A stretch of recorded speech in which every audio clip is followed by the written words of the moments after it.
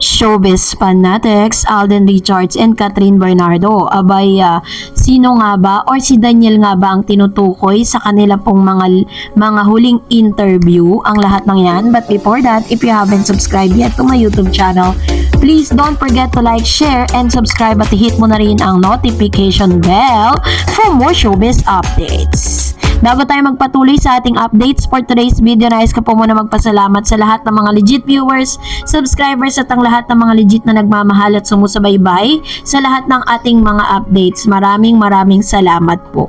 And for today's video, ito na nga dahil trending po at pinag-usapan ang katatapos lang na Miss Universe Philippines hosting stint nitong si Mr. Alden Richards, kung saan siya po yung pinaka-main host sa nasabing event. So dahil po dito is iba-iba po ang naging reaksyon ng ilang mga netizen patungkol sa kaganapang ito. Yung iba na amused, yung iba naman po ay talagang medyo hindi nagustuhan, no? Dahil alam nyo naman po ang Pinoy, kahit ano pong ginagawa ay lagi pong may masasabi ang lahat.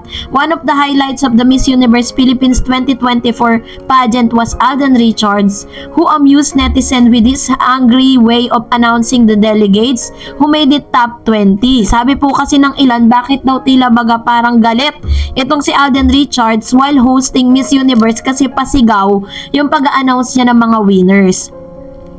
Richard was one of the hosts of the National Tilts Coronation Night on Wednesday, had the role of announcing the winners of the elimination round, but his energetic, if not forceful deliveries stole the show, much to the amusement of children of viewers. So yun talaga yung pinuna at yun po talaga yung talagang umani ng iba't ibang reaksyon mula sa mga netizen, 'di ba? Pero katulad nga po ng ilan ay talagang hinangaan po si Mr. Alden Richards at nadala niya po talaga yung sarili niya. Of course, nag-trending din po yun na hindi dahil sa Miss Universe, kung hindi dun sa kanyang eksena bilang isang host. Iba talaga si Alden. Pero alam niyo po ba na mas pinag-usapan at ibinabalik ng ilang mga netizen ang ilang mga interview ni Mr. Alden Richards na tila baga tumutukoy kay Mr. Daniel Padilla. Panoorin natin ito. As partner, I want someone who's very passionate about life and syempre yung maalaga and understanding.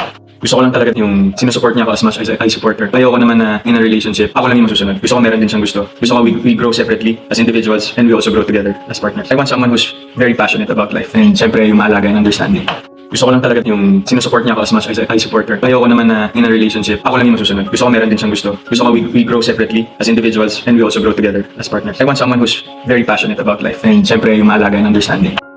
Kahawig at katulad nga ng ilang mga interview din ni Miss Catherine Bernardo pagkatapos nga na i-announce yung kanilang hiwalayan ni Daniel Padilla, nasabi niya doon na isa sa pinakaayaw niya is yung dinidiktahan siya. Same goes with Mr. Alden Richards. Sinabi niya sa kanyang interview sa narinig natin na mas gusto niya daw na parang hindi lang yung siya ang nasusunod sa relationship, but of course kailangan din na magawa din ng partner niya kung ano yung gusto niya. So ibig sabihin ayaw din nilang dalawa na talagang dinidiktahan nila, no, yung kanilang mga karelasyon. So bagay na talagang hinangaan ng ilang mga netizen dahil tila baga ito po ay tumutukoy sa past relationship ni Miss Catherine, kasi matatandaan na sinasabi ng ilang mga netizen at ilang mga nakakabatid or kumbaga parang nakaka-observe dun sa relationship nga ng Katniel na parang si Daniel Padilla ang siyang nasusunod kung ano yun dapat na ikilos, ano dapat suotin ni Catherine, especially sa mga susuotin, dahil ang laki na po ng pagkakaiba ng style ni Miss Catherine Bernardo noon sa style niya ngayon. Kasi dati po talagang sobrang balot na balot siya, pero ngayon talagang skin to skin, talagang pinapakita niya na yung mga skins niya. Na bagay na talagang, kumbaga nag-level up talaga ang isang Catherine, talaga nag-glow up at naging iba po yung kanyang way kung paano niya isi-show yung kanyang personalidad dito po sa mundo ng showbiz. So although marami po talagang pumupuna dahil laki daw ng pinagbago ni Miss Catherine, pero nitong mga recent days sa kanila pong promotion ng Hello Love Goodbye, mas kapansin-pansin na talagang nag-glow up at talagang sobrang nagningning po yung kagandahan ni Miss Catherine Bernardo sa mga oras na yon dahil bumalik yung glowing ng kanyang itsura, no. as well as nitong si ito pong si Mr. Alden Richards. Nung gabi po ng Miss Universe Philippines, isa rin sa mga nag-trending yung kanya pong talagang grabe, he really looks so dapper, 'di ba? May dapper na parang napakagwapo, napakalinis, napakabango. So ganun po yung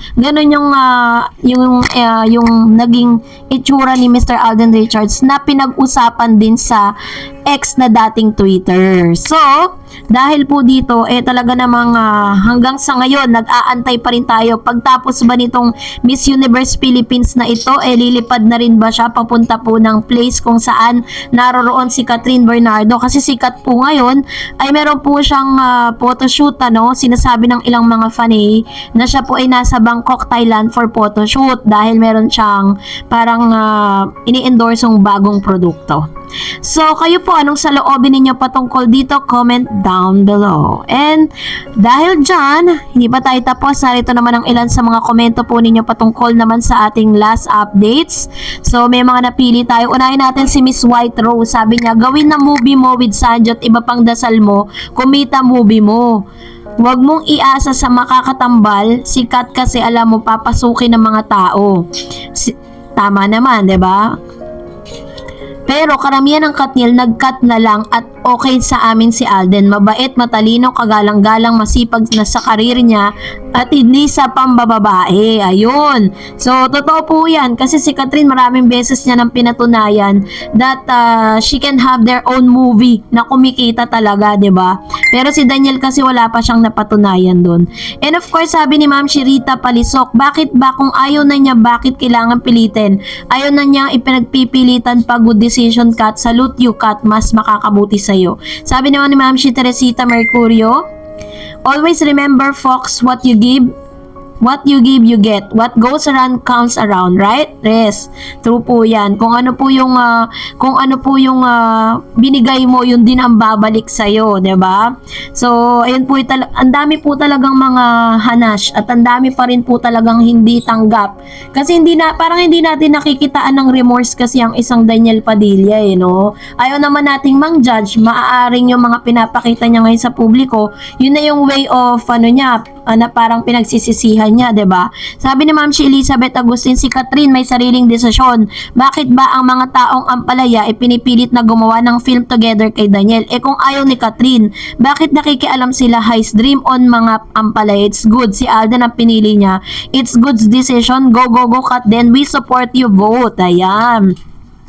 Lumabas po kasi sa mga media na itong si Alden Richards at ito pong si Catherine Bernardo at si Daniel Padilla pinagtatambal. Hindi pa nga po nakikaisang taon, 'di ba, na para po talagang makamove on at hindi pa po handa si Miss Catherine Bernardo na makasama si Daniel kasi ang danger diyan, baka mamaya pakitaan lang siya na magaganda, biglang magbago na naman yung kalooban ni Catherine. Alam ni Catherine na talagang hindi niya pa kaya talaga na makasama si Daniel.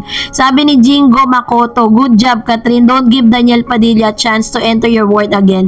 Make him really feel that he doesn't have place in where you are now. You made a very good and wise decision. Ayan. Ito naman po yung kanyang komento patungkol sa bagay na ito, which is marami pong natuwa dun sa news na inihatid natin sa inyo kasi kumbaga parang talagang matalino si Catherine at pinag-isipan nila mag-ina talaga.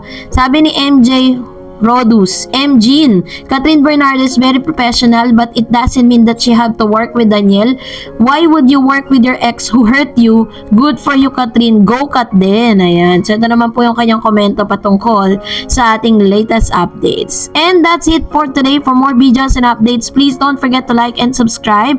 And please don't forget to follow my Facebook page, Dar Eds TV. God bless everyone.